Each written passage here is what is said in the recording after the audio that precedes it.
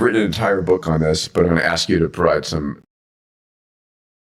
summarization. What do we do? How do we, if we protect our downside, the upside's fantastic. Do you have any advice for parents, entrepreneurs, leaders here? How should they think about protecting our downside? What would you, if you're head of the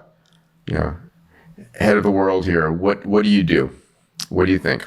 Well, I think a lot of technological risks are best addressed by technologies. Like when electricity went out, the invention of circuit breakers. When the internet went out, the antivirus. Mm-hmm. So technologies are the best likely savior to technological problems. So I would encourage more computer scientists, AI people, to not just work on the next big model or AI applications or AI inference or whatever, but some percentage of them, the ones who feel a responsibility and their conscience asking them questions, then they should jump into AI safety to find the various types of safeguards and guide rails that will protect us. I think, to me, that's the most important thing. Regulation comes second. I would actually feel general AI-only regulation to be in uncharted territory and potentially not constructive.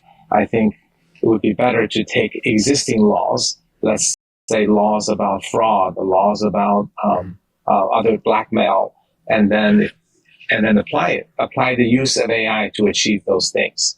Laws about slander, laws about theft. So we have lots of those laws. Those laws are effective, understood. So apply them to people who use AI to break those laws. Make sure the punishments are equally, if not more severe. That would create some deterrence. To start to regulate AI before it matures and while it's changing by governments that are slow moving seems like a futile exercise. Yeah, governments are linear or so. More products, more models. So the virtuous cycle goes on. And the most exciting thing is it took PC ecosystem easily 30 years to play out. It took mobile maybe 15.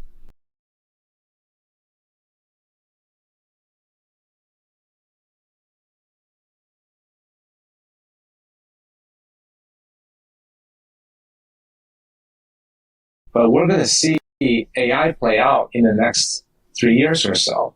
So if you jump in to start a company, this is the biggest roller coaster ride you can ever imagine. What's your advice to the entrepreneur jumping in to start a company in the AI space? What should they do? What should they not do? Right. Yeah, I use the roller coaster as a metaphor because I don't see it as a rocket ship purely upside. There are a lot of challenges and traps. Yeah. I would be cautious to probably look at an app company because that's the biggest space with the most entrepreneurs and the inference costs are coming down. But when you think about starting an AI app company, be cautious first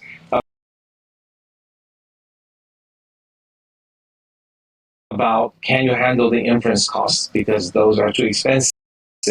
Don't run out of money before because inference cost is coming down. So time your launches, time your product design according to the technology you need and when that technology will be low enough in inference costs.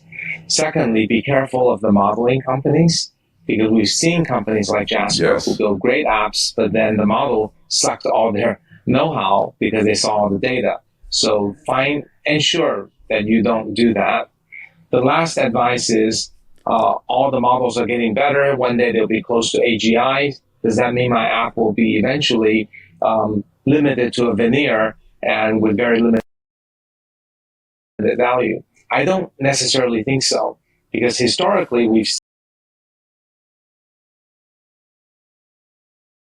seen great platforms emerge, but other apps can often build a moat. The moat that TikTok, Instagram, and others have, their value were not taken away by the lower level transaction layers or operating system layers or browser layers. So the key is when you build an app and gain some edge and don't sit on your laurels. Think about how to build a moat.